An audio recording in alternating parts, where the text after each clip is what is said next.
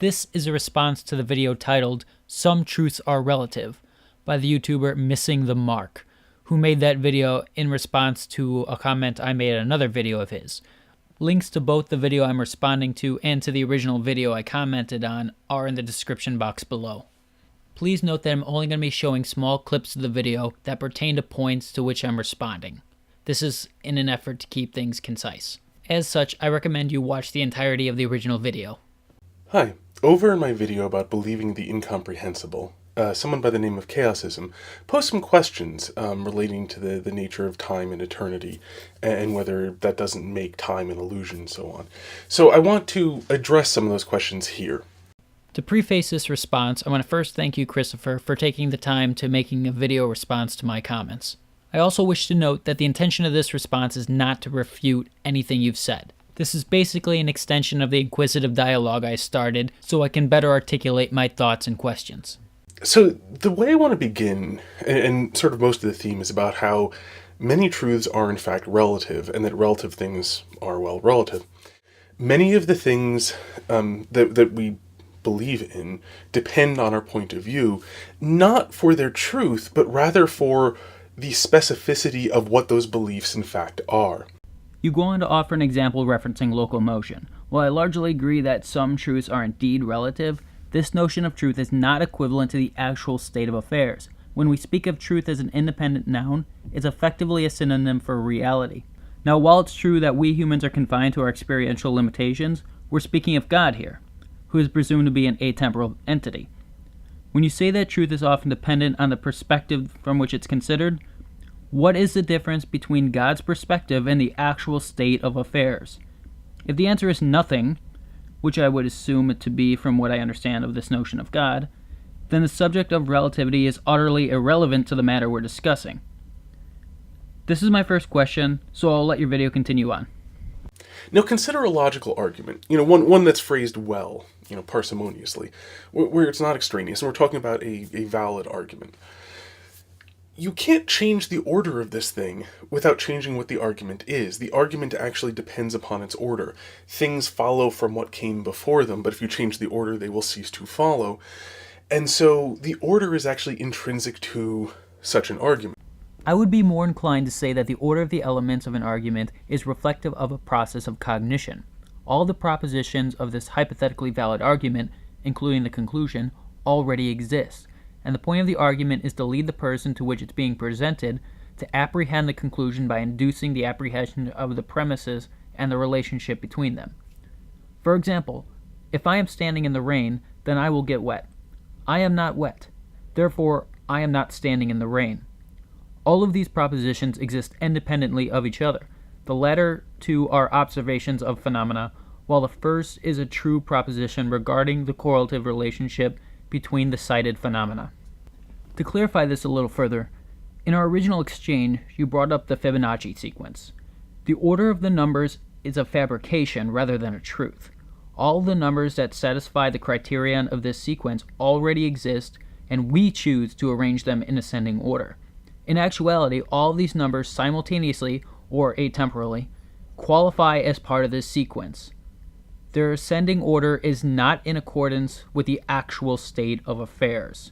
Now, of course, I do realize you're presenting this as an analogy, but I did feel the need to comment here. Now, time has the same property. The moments of time depend upon each other in an order, that things happen from what happened before. Now, an example I would like to use is that of a book. Now, bear in mind, this is an extremely limited example. The author of a book exists in time, and the book exists, technically the actual physical book exists in time, but we don't really think of them existing in time. There's this copy. If I held up a second copy, in some sense they are the same book. They are not different books. And in the sense in which they are the same book, that book doesn't really exist in time. However, that book does have an internal chronology to it. That book does have an internal order. And so that is an analogy for how the ordering of the book is quite real for the book, and the things within the book are bound by the ordering of the book. They are bound by the dependence. Likewise to before, the apparent internal chronology of a book doesn't reflect the actual state of affairs, Before I go on, I want to acknowledge that I absolutely agree that analogies are, by definition, imperfect, and it's not readily possible to form a good analogy to what we're discussing. You mentioned this later on, so I'll come back to this. Anyway, so to build upon your analogy, we'll presume that the contents of a book exist independently of time. All of those pages and the contents thereof have equal existence. From the point of view of a temporal mind, we ascribe a chronology to the conceived events based on our own perception of time. However, this doesn't reflect the actual state of affairs, which is what I'm concerned with here. If you, as the atemporal author of the book, brought the book into being, then there exists no chronological order to the contents of that book relative to you. Every single bit contained within its pages about any given character and their thoughts and actions was brought about simultaneously, and between those bits, one does not hold a relationship to any other.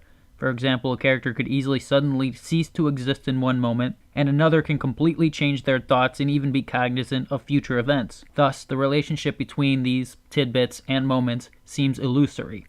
If this reflects God's position, then why is it not the case that all things in this world contained within the moments, including my very thoughts and actions, are not absolutely determined by God upon creation? We are bound by time, and that being bound by time is quite real. We cannot change the past. We can guess at the future, but we can't know the future. We can only do things in the moment. Quick interruption here. Does not prophecy entail actual knowledge of the future rather than just a guess? Does this not completely distort the apparent chronology of our reality? That is very real for us. This is how we actually act. This is how that is the nature of this reality. But God is not bound by that. So that binding is in that sense not real to God, but is real to us, because that binding is itself, merely a property of some things and not a universal.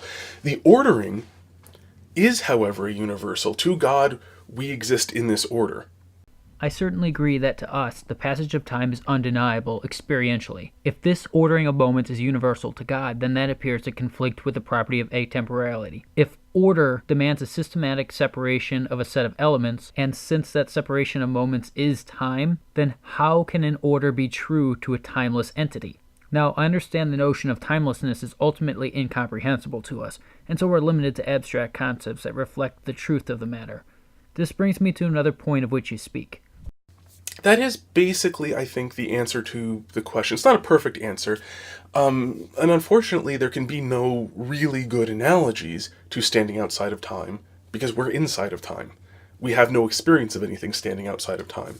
We only have experience of things which are inside of time. I absolutely agree with you here. So let me take this in another direction.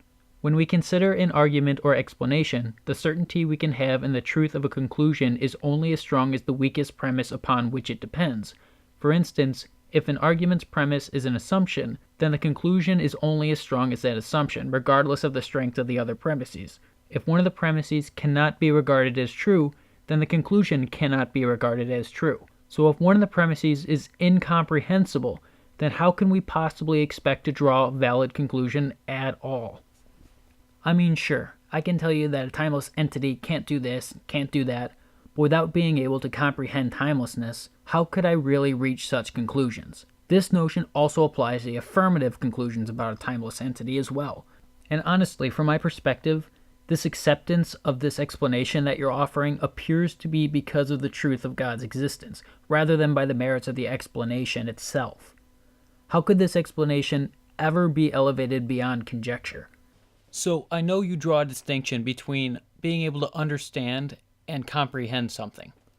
But this seems to transform the situation from this expression is true into whatever this expression is trying to relate is true. Similar abstract scientific models pertaining to things we can't comprehend, like quantum mechanics, are intended to explain the observations that we see rather than regard the absolute truth of the matter. And since there's no observability to timelessness, this sets it apart from the acceptance of scientific models about incomprehensible notions. So unlike abstract scientific and mathematical models, this proposed model of time involving timelessness has no means of being verified by experimentation or observation. There's no way to validate the veracity of this model. That is one of the better analogies that I know, and that is, in any event, the key to understanding the whole thing is to understand the relativity of the relationships being discussed. To see all moments as present is not to violate the order of those moments. It's not to violate the nature of those moments. It's to have a different nature. It's to stand in a different relationship to them than they stand in each other. But standing in a different relationship to them does not change the relationship they stand in to each other. And that doesn't mean that God violates the relationship these things have to each other. God is other. My questions don't really pertain to God violating the relationship that these moments have with one another, but that their individual nature was necessarily determined by God upon their creation. Their intercausal relationships, if that's even actually the case, are a result of the nature of those moments. As such, all that is contained within those moments would be equally determined, which includes all of the thoughts and actions of all existent individuals. Sure, we can certainly experience free will, that's inescapable.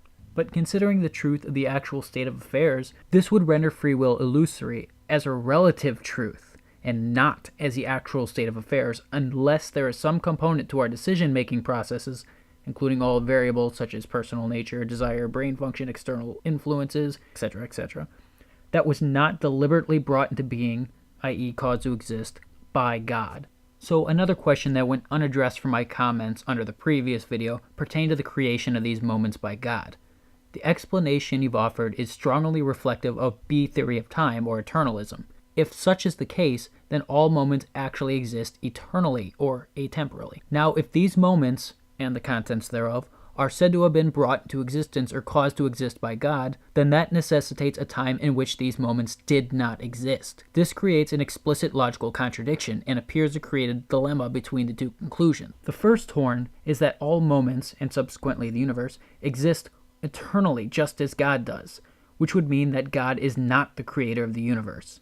Or the second horn, that all moments do not actually exist eternally or atemporally. This means that this proposed notion of time is false. Alright, so that'll wrap up my response. Thanks again, Christopher, for the video you made. And to note again, I'm not intending this to be an assertive refutation. I'm treating this as a discussion. So thank you for this opportunity and taking the time to watch this.